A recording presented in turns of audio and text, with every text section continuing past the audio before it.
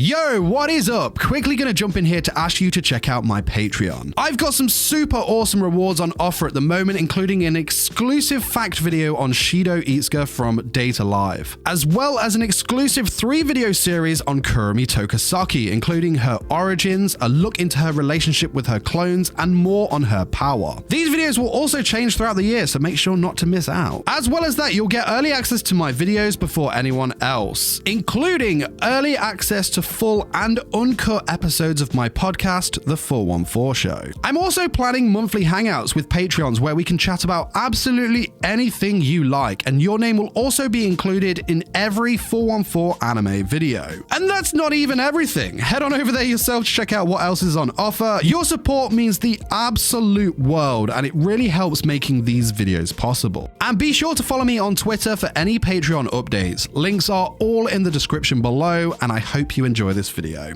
What is up there? Welcome to a brand new video on 414 Anime. In today's video, we will be looking at Shido Itsuka from the series Data Live. Particularly, we will be looking into who he is really and why he was specifically chosen to seal the powers of the other spirits. This important part of the Data Live story is super interesting, and it really ties the story together. At first, Shido just seemed to be a random guy with this power, but in actual fact, it was given to him, and for a reason. Don't forget to subscribe and hit the notification bell so you'll be notified when new Data Live videos go live on the channel. And of course, goes without saying in this topic, but there will be spoilers, so yeah, you've been warned. Heads up. So with that being said, let's roll intro and get straight into the video.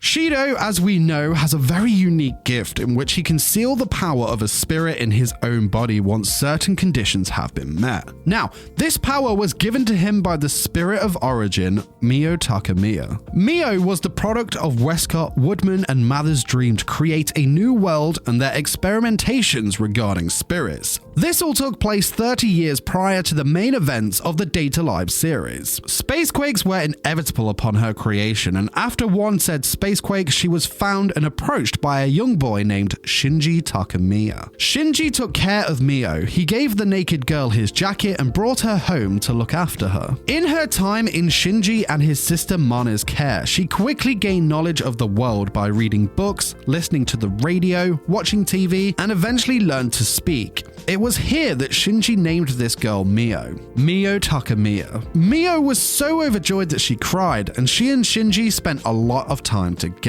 He would take her into town, and one day whilst they were in an arcade, he won her a cuddly toy from a crane game and explained what it was to like someone, to which Mio stated that she liked him. Now, this outcome was obviously inevitable. This guy was there for her when she needed it most. He looked after her, taught her of the world, and of course gave her a name. Their relationship grew stronger and stronger over time, and the two would eventually go on their first date. Now, it wasn't just Shinji that Mio had bonded with. Mio and Shinji's sister Mana also became very close friends. And this story is unfortunately not a happy one, as DEM eventually found the location of their lost spirit and cornered Mio and Shinji. Westcott revealed that they had abducted Mana and that he would trade her for Mio. Now, the two tried to run away, but Shinji was shot in the chest by Westcott, who had brought a gun with him. As you can imagine, this caused Mio's power to explode in a fit of rage, allowing her to escape with an unconscious Shinji. Mio tried everything within her power to heal his wounds, but Shinji just wouldn't wake up.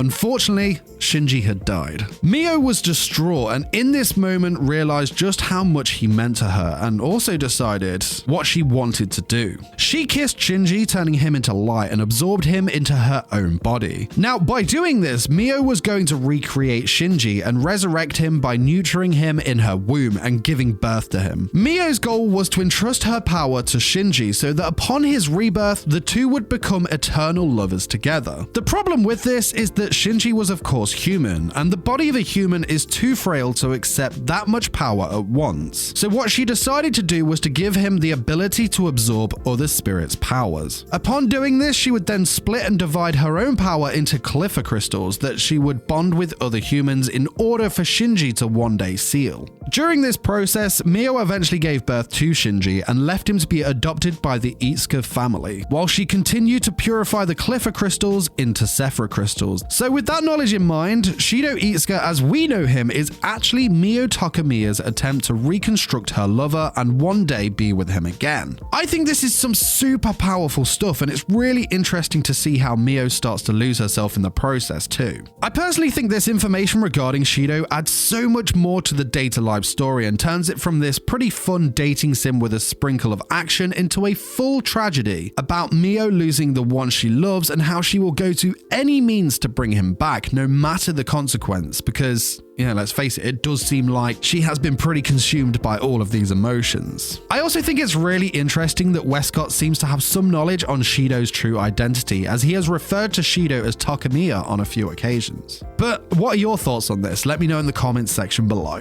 And there we go, that was Shido's origins and true identity. Would you like to see more Data Live videos? I'm thinking of ranking the spirits weakest to strongest and maybe looking into Data Live lore. Of course, if you enjoyed this video and would like to see more Data Live videos, make sure to smash the like button and share this video with a fellow fan of the series. Of course, don't forget to subscribe to the channel and hit the notification bell. There is plenty more content like this in the works and not just for Data Live, so make sure you do not miss what's to come. As always, a huge shout out to Warwick, Animator22 and Brian for supporting me on Patreon. Don't forget to head on over there yourselves, check out the amazing rewards on offer, including a super special awesome exclusive series for Patreons only. But that is it from me. Till next time, my fellow weebs. Peace!